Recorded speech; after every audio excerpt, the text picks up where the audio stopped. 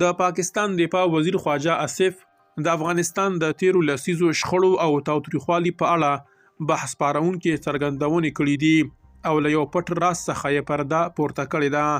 بشپړ جزئیات په ویډیو کې تر پایه وګورئ. پاتمنو لیدونکو ستړي مشئ. نوموړي ویلي د شوروي ټولنې پر ضد د افغانانو مبارزه په اصل کې مذهبي مبارزه نه وه، بلکې دې مبارزې ته د اسلام نوم د امریکا لخوا د سیاسي موخو لپاره ورکړل شوی و. د هغه په وینا دغه مبارزې ته مذهبي رنګ ورکول د سیمې او نړیوالو قدرتونو د ستراتیژیکو موخو برخه وه. خواجه آصف زیاته کړې چې پاکستان هم د شوروي پر ضد د مبارزې ملاتړ د دینی مکالفیت له مخې نه، بلکې د خپلو سیاسي او امنیتي ګټو لپاره کاوه.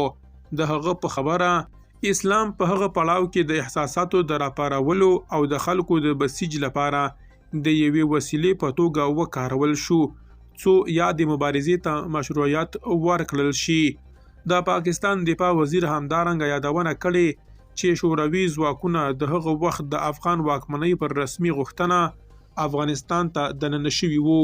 هغه ټینګار کړی چې د دې موضوع ارزونه باید د تاریخي اسنادو او واقعیتونو پر بنسټ وشي، نه د احساساتو روایتونو پر اساس. د نوموړي دغو څرګندونو په سیمه ایزه کچه یو ځل بیا د افغانستان د تیرې مبارزې د تاریخ، د نړیوالو لوبغاړو د رول او د مذهب د سیاسي استعمال په اړه پراخ بحثونه راپارولي دي. شنونکي وایي دا ډول څرګندونې کولی شي د تیر تاریخ د بیا ارزونې ترڅنګ د سیمې د سیاسي دریځونو پر درک هم اغیز ولري، خو ټینګار کوي چې د شخړو پیچلی تاریخ د هر اړخیز او بېطرفه تحلیل غوښتنه کوي. درنو لیدونکو له مالتیا مو مننه.